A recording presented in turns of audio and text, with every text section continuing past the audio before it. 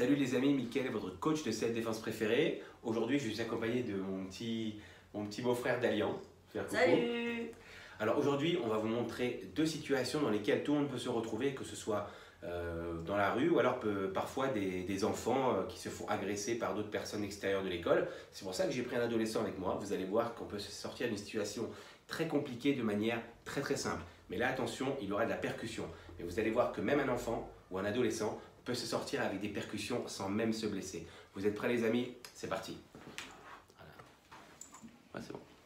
Alors la première situation qu'on va travailler, c'est quand on est bloqué par un individu à un angle de mur. Donc là, l'individu, ce qu'il fait, il met les deux mains autour de vous et il vous embête, il vous raquette ou alors il vous embrouille, il veut vous frapper. Vous allez voir que c'est très simple. Donc je répète cette situation parce que c'est moi qui vais aller de l'autre côté après. Là, l'individu, il est en position de supériorité.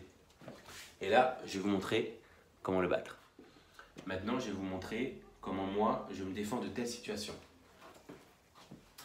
Dalian va m'agresser. En fait, il m'entoure avec ses bras comme j'ai fait tout à l'heure. Là, je vais utiliser deux étapes. La première, il va me parler, il va m'agresser, me demander mes affaires ou me dire « Ouais, pourquoi tu m'as mal parlé l'autre jour ?»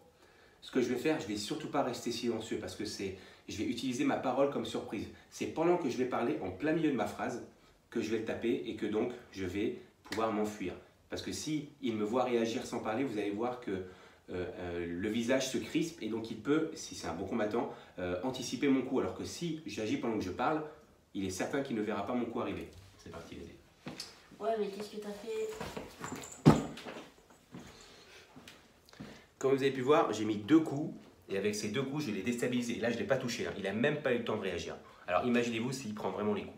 Et là, maintenant, je vais vous montrer quel coup. Chose très importante, les amis. Je ne vais surtout pas donner des coups de poing. Ferme ton poing, Dalian. Parce que quand je mets un coup de poing, je frappe surtout avec ces deux phalanges. Et il y a des gens, regardez comme Dalian, automatiquement, il a mis son pouce à l'extérieur. Alors qu'il ne faut surtout pas dire comme un coup de poing. Non, encore moins, là, tu te casses là, tu es sûr de casser le pouce. Tu mets le poing et tu passes le pouce au niveau des avant-dernières phalanges.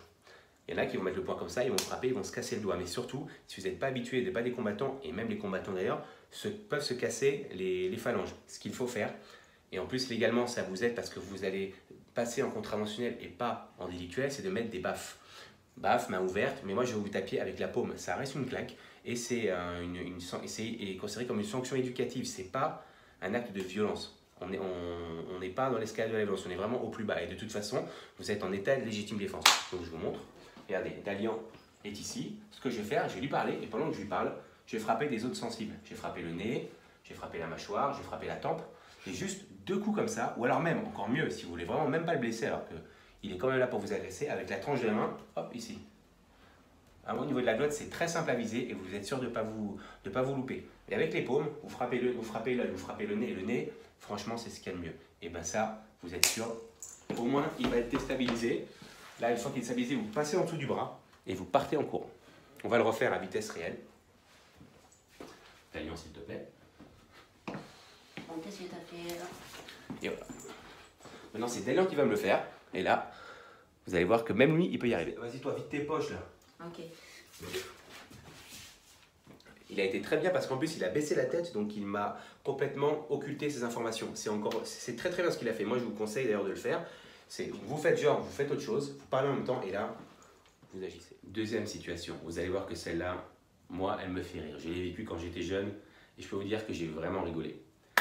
C'est le petit mec qui arrive et qui fait ça. Alors ça, vous allez voir à quel point il est vulnérable, mais vous allez comprendre de vous-même. Dalian, je vais vous le montrer là, et sans même agir, je vais vous le montrer face à vous ensuite. Ouais, c'est quoi ton problème là, mec?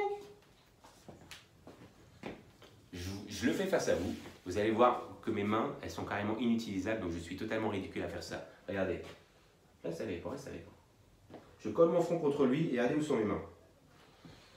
Et là, pour réagir de ça, c'est tellement facile. En fait, il vous fait un cadeau. Le mec, il vous agresse, ou en fait, il te dit « agresse-moi ». Comment se sortir d'un acte aussi ridicule? Aussi ridiculement. Écarte tes bras, Dalian, agresse-moi.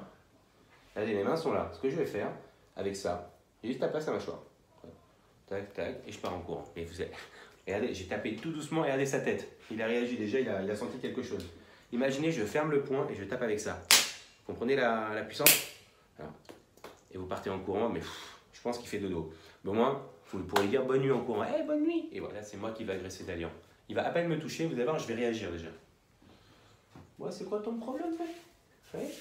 Là, je vacille pas, mais je sens qu'il y a quelque chose qui se passe dans ma tête parce que la mâchoire est directement connectée au cerveau. Et les KO les plus violents sont ceux qui se font au niveau de la mâchoire. Alors, là, vous cassez toutes les dents, mais dans tous les cas, vous êtes dans l'état de légitime défense parce que l'individu vient de manière agressive pour vous agresser. Il vous dit déjà, qu'est-ce que tu vas faire, je vais te niquer, tout ça, tout ça. Enfin, il est virulent, il est insultant. Et donc, vous pouvez justifier de votre état de légitime défense si vous avez agi avec 1 ou 2 coups maximum. Et vous êtes parti, vous n'avez pas profité de son état de faiblesse lorsque vous l'avez eu. Donc, vous êtes dans tous les cas en état de légitime défense. Alors, Daniel, qu'est-ce que tu penses de cette technique, de ces 2 techniques du coup? Bah, c'est très pratique, c'est utile si tu as des problèmes à l'école. Bah, j'espère vraiment que tu n'auras pas l'utilisé, mais pense à moi si tu as besoin. Ok? Oui. Voilà les amis, j'espère que ces 2 situations vous seront, je l'espère que non, mais si vous retrouvez en situation, j'espère qu'elles vous seront utiles, que vous penserez à moi. Entraînez-vous un petit peu avec vos amis, avec votre petit frère, votre cousin, votre fils s'il est grand, votre fille, parce que ça peut aider les garçons, les filles, les ados, les adultes, les vieilles personnes. C'est vraiment quelque chose de très simple qui peut vous sauver la vie. Voilà, donc j'espère que ça vous a plu. N'hésitez pas à liker la vidéo, à nous donner à tous les deux un petit j'aime. N'hésitez pas à vous abonner, à partager la chaîne, ça fait toujours très plaisir. Et d'ailleurs, moi, on vous dit à très bientôt pour de nouvelles vidéos. Bye. Ciao les amis. Ciao.